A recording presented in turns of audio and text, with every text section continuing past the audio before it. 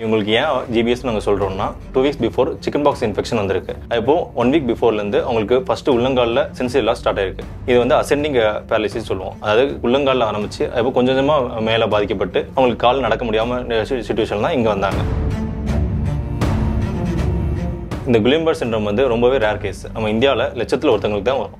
இவங்க வந்து சில மணி நேரத்திலேயே இவங்களுக்கு வந்து வீக்னஸ் வந்து காலில் மட்டும் இல்லாமல் இடுப்பும் பாதிச்சு கையும் வராமல் போயிடுச்சு. நாங்கள் வந்து ஐவிஐஜி தெரப்பி ஸ்டார்ட் பண்ணோம். இது கொடுக்கும்போது அவங்களுக்கு எந்த விதமான சைட் எஃபெக்ட்ஸும் இல்லை. அப்பர் லிம்பு இந்த வீக்னஸ் கொஞ்சம் கொஞ்சமாக போச்சு.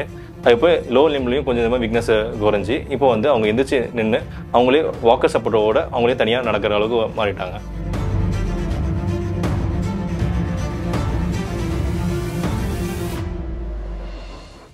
வணக்கம், நான் டாக்டர் சுந்தர், பீவல் அம்பத்தூரில் டியூட்டி மெடிக்கல் ஆஃபீஸராக இருக்கேன். 1 week before 54 years female patient 2 காலக்கும் நடக்க முடியாத சுச்சுவேஷனில் எங்கள் இஆருக்கு வந்திருந்தாங்க. அவங்களுக்கு வந்து நாங்கள் எவாலுவேட் பண்ணி பார்த்ததில் அவங்களுக்கு வந்து ஜிபிஎஸ்ங்கிற நோய் இருக்கிற மாதிரி தெரிஞ்சது. இவங்களுக்கு ஏன் ஜிபிஎஸ் நாங்கள் சொல்கிறோம்னா 2 weeks before chicken box infection வந்திருக்கு. இப்போ 1 வீக் பிஃபோர்லேருந்து அவங்களுக்கு ஃபஸ்ட்டு உள்ளங்காலில் சென்சிட்டிவ் லாஸ் ஸ்டார்ட் ஆயிருக்கு. இது வந்து அசெண்டிங் பேரலிசிஸ் சொல்லுவோம். அதாவது உள்ளங்காலில் ஆரம்பிச்சு இப்போ கொஞ்சம் கொஞ்சமாக மேலே பாதிக்கப்பட்டு அவங்களுக்கு கால் நடக்க முடியாமல் சுச்சுவேஷன் தான் இங்கே வந்தாங்க. அதனால் நாங்கள் கொஞ்சம் கூட தாமதிக்காமல் உடனே நாங்கள் ஹையர் லெவல் ஆன்டிபயோட்டிக்ஸ் கொடுத்து இவங்களுக்கு வந்து அட்மிஷன் ப்ராசஸ் பண்ணோம். ஜிபிஎஸ்னா என்னன்னா குலியன்பர்க் சிண்ட்ரோம்னு சொல்லுவோம். இது வந்து என்னதுன்னா ஒரு இன்ஃபெக்ஷன் வந்து அந்த இன்ஃபெக்ஷனுக்கு நம்ம உடம்பு வந்து ஆன்டிபாடிஸ்னு ஒன்று கிரியேட் பண்ணும். அந்த ஆன்டிபாடிஸ் ஜென்ரேட் பண்ணும்போது அது வந்து அந்த கிருமியை கொள்றதுக்காக ஜென்ரேட் பண்ணப்படுது. ஆனால் அந்த கிருமியை மட்டும் கொள்ளாமல் நம்ம நர்வ் செல்ஸையும் சில செல்ஸை அழிக்க ஆரம்பிச்சிருது. அந்த நர்வ் செல்ஸ் அழிக்க ஆரம்பிக்க அவங்களுக்கு வந்து வீக்னஸ், சென்சிட்டிவ் லாசஸ் அந்த மாதிரி வர ஆரம்பிச்சிடும். இதை தான் குலியன்பர்க் சிண்ட்ரோம்னு சொல்லுவோம். இந்த குலியன்பர்க் சிண்ட்ரோம் வந்து ரொம்பவே ரேர் கேஸ். நம்ம இந்தியாவில் லட்சத்தில் ஒருத்தவங்களுக்கு தான் வரும். இவங்க வந்து சில மணி நேரத்திலேயே இவங்களுக்கு வந்து வீக்னஸ் வந்து காலில் மட்டும் இல்லாமல் இடுப்பும் பாதிச்சு கையும் வராமல் போயிடுச்சு. அதனால நாங்கள் உடனே கொஞ்சம் கூட தாமிக்காமல் நியூராலஜிஸ்ட் ஒப்பீனியன் வாங்கி அவங்களுக்கு வந்து நர்வ் கண்டிஷன் ஸ்டடியும் லம்பார் பங்க்ஷன் டெஸ்ட்டும் எடுத்தோம்.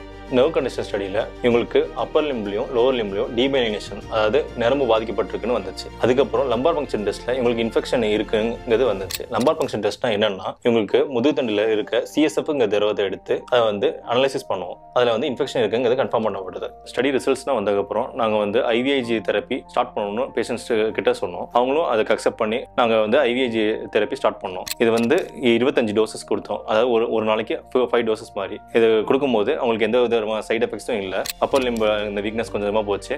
இப்போ லோவர் லிம்ப்லையும் கொஞ்சம் கொஞ்சமாக வீக்னஸ் குறைஞ்சி இப்போ வந்து அவங்க எந்திரிச்சு நின்று அவங்களே வாக்கர் சப்போர்ட்டோட அவங்களே தனியாக நடக்கிற அளவுக்கு மாறிட்டாங்க.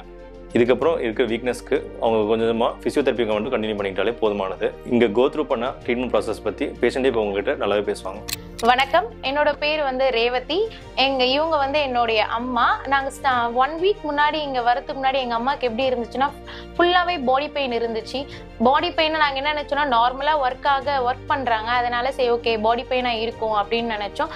ஆனால் பார்த்தா நம்னஸ் வேற இருக்குது அப்படின்னு சொன்னாங்க. ஸோ பிபியும் அப்டேட் நாங்கள் செக் பண்ணி பார்த்தா எப்போவுமே ஹையாகவே இருந்தது. பிபினா என்ன ஆகும்னா ஸ்ட்ரோக் தான் வரும் அப்படின்னு சொல்லிட்டு சொன்னதால ஓகே டிலே பண்ணக்கூடாதுன்னு சொல்லிட்டு நாங்கள் ஹாஸ்பிட்டல் வந்து கூட்டிகிட்டு வந்தோம். எங்களுக்கு வந்து பீவல் ஹாஸ்பிட்டல் எப்படி தெரியும்னா ஏற்கனவே நாங்கள் இதுக்கு முன்னாடி ஃபீவர்னா நாங்கள் வருவோம். ஸோ நல்லாவே டேக் கேர் பண்ணுவாங்க. அதனால எங்களுக்கு வந்து ஓகே இங்கே கூட்டிகிட்டு வந்தால் மம்மிக்கு வந்து க்யூர் ஆகும் அப்படின்னு சொல்லிட்டு அந்த ஹோப்போடு தான் நாங்கள் கூட்டிகிட்டு வந்தோம். ஸ்டார்டிங் வந்து டே பை டே எங்கள் அம்மாவுக்கு வந்து இன்க்ரீஸ் ஆச்சு. எப்படின்னா ஃபர்ஸ்ட் லெக் வந்து நம்னஸ் இருந்துச்சு, நடக்க முடியல. நெக்ஸ்ட் அப்படியே மேலே டே பை டே வந்து ஃபுல்லாகவே இன்க்ரீஸ் ஆச்சு. அப்போ நான் பார்த்த மம்மி எப்படின்னா அவங்களால நடக்க முடியாது, அடுத்த 2 பேரோட சப்போர்ட் இருக்கணும், அப்படிதான் வந்து எங்க அம்மா வந்து நடப்பாங்க. ஆனா இங்க வரும்போது வீல் சேர் யூஸ் பண்ணி தான் நாங்க இங்க வந்தோமே. ஆனா இங்க நாங்க ட்ரீட்மெண்ட் எடுத்ததுக்கு அப்புறமா டுடே மார்னிங் வந்து எங்க அம்மா வாக்கர் யூஸ் பண்ணி நடந்தாங்க. ஆனா அதுக்கப்புறமா கொஞ்சம் ஒரு 3 hours அப்புறமா என்னுடைய ஹேண்ட் மட்டுமே ஹோல்ட் பண்ணி எங்க அம்மாவால நடக்க முடியுது. ரொம்ப ஹாப்பியா இருக்கு.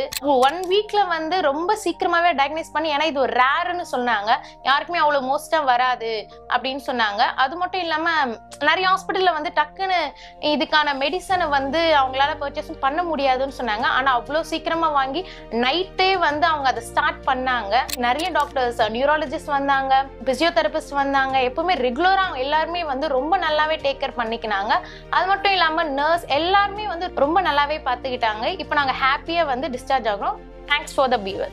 வணக்கம்பா, நான் அரக்கோணத்துல இருந்து வருகிறேன். அரக்கோணத்து பக்கத்துல இருந்து எனக்கு ரொம்ப கால் முடியாமல் வந்தேங்க. 4-5 நாள் இருந்தோம். நல்லா பார்த்துனாங்க. டாக்டரும் என்னை நல்லா பார்த்துனாங்க. எல்லோரும் என்னை நல்லா பார்த்துனாங்க. இப்போ நான் நடக்க முடியுது. வீடு ஹாஸ்பிட்டல் நன்றி.